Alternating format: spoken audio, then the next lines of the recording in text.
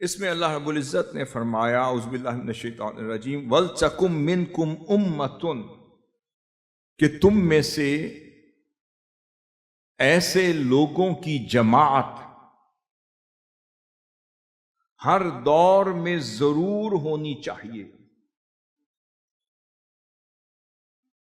جو کیا کرے یدعون الی الخیر، جو ہر دور میں ہر حال میں نیکی کی طرف، بھلائی کی طرف، خیر کی طرف دعوت دیتی رہے۔ وَيَأْمُرُونَ بِالْمَعْرُوفِ، اور ہر دور میں وہ ایک گروہ، وہ جماعت جنہیں اللہ رب العزت خدمت دین کے لیے چن لیتا ہے، پھر انہیں فریضہ خدمت دین سونپتا ہے، پھر دین مبین کی اس خدمت کے لیے اس قابل بناتا ہے، پھر ان کی شخصیت میں، ان کی طبیعت میں، ان کے مزاج میں، ان کے اخلاق میں، ان کے اوصاف میں کچھ ایسے کریکٹرسٹکس پیدا کر دیتا ہے، کچھ ایسے جوہر پیدا کر دیتا ہے، کچھ ایسی خوبیاں اور خصلتیں پیدا کر دیتا ہے کہ وہ اپنے وجود میں امت نظر آنے لگتے۔ میرا یہ ٹاپک نہیں ہے، مگر برسبیل تذکرہ میں یہ ضرور عرض کرتا چلوں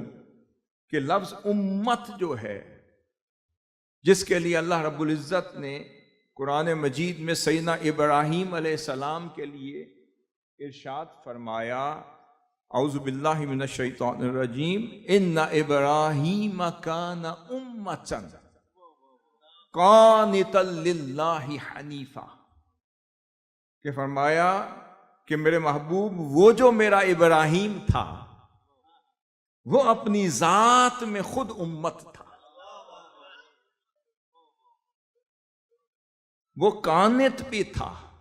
وہ حنیف بھی تھا، وہ وسطیہ پر چلنے والا بھی تھا، وہ اللہ کے حضور مطیع بھی تھا، فرما بردار بھی تھا۔ کہ لفظ امت کے کئی معانی میں سے چند معانی یہ ہیں کہ امت معلم الخیر کو بھی کہتے ہیں، معلم الانسانیت کو بھی کہتے ہیں، اور جامع خصال الخیر کو بھی کہتے ہیں۔ جو ہستی اپنی طبیعت میں، مزاج میں، شخصیت میں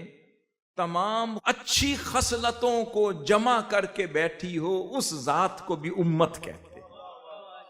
جو انسانیت کو علم دے رہی ہو اسے بھی امت کہتے ہیں، جو انسانیت میں خیر بانٹ رہی ہو اسے بھی امت کہتے ہیں، اور جو وسطیت پر یعنی جو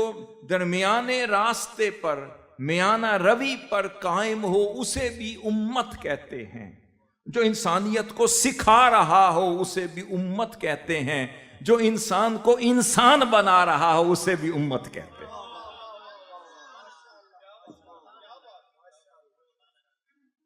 اب فرمایا کہ میرے محبوب علیہ السلام ہم نے ابراہیم کو ان کی ذات میں خود امت بنایا،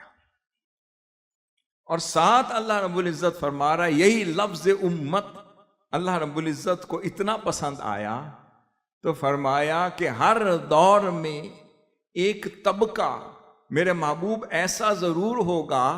کہ تنہا نہیں، چلو اجتماعیت میں میرے ابراہیم جیسی خوبیاں اپنے اندر لے کر بیٹھا ہوگا۔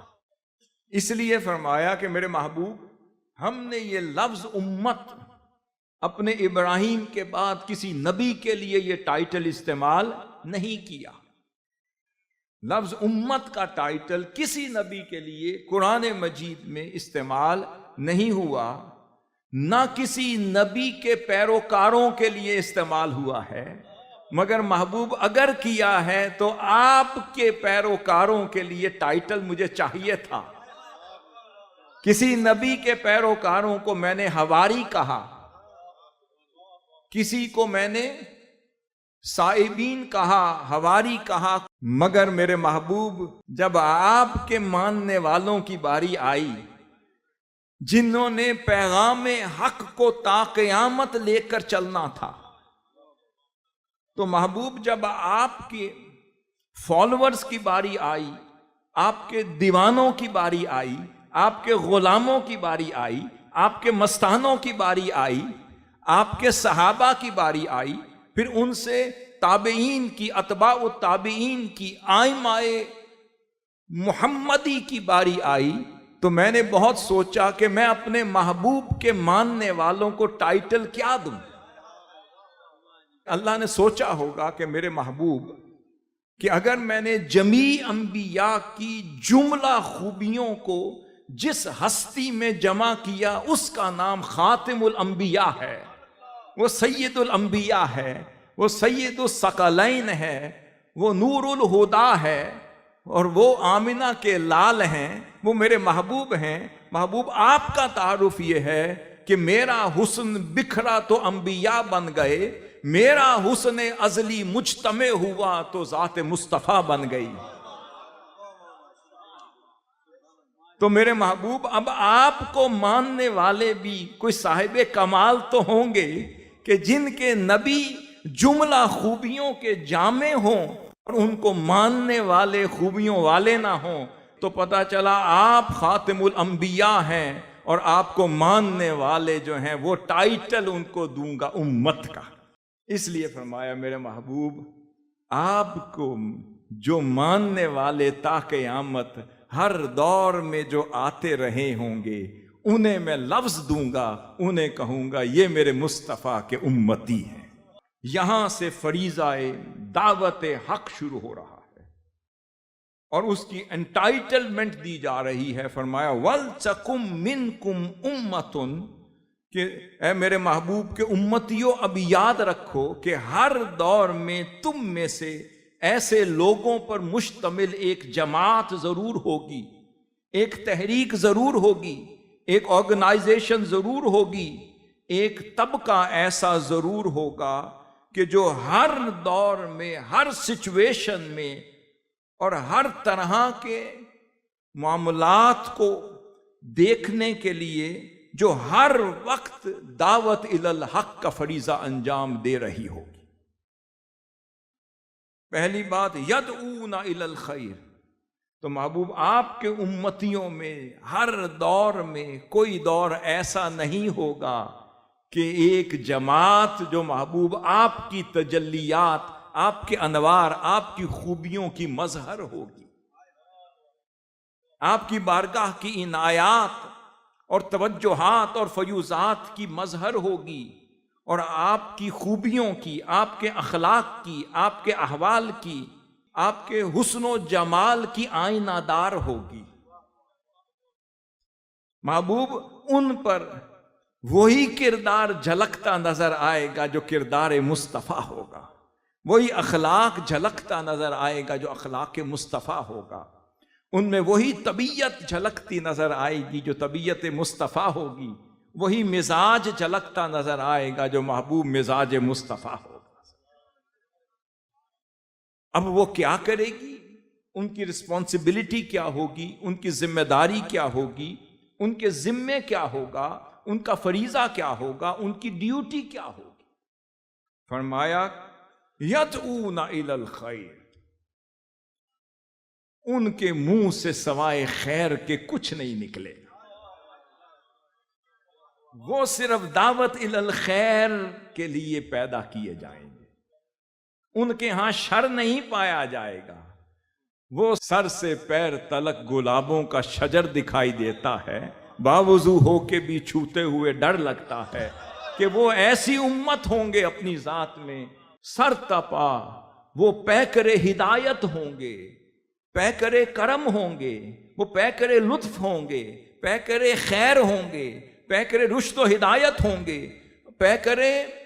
مبنی پر حق ہوں گے۔ ان کی زبان سے جو نکلے گا وہ بھی حق ہوگا، ان کے قلم سے جو جاری ہوگا وہ بھی حق ہوگا۔ جب گرفت کریں گے تب بھی حق ہوگی، جب چھوڑ دیں گے تب بھی حق ہوگا۔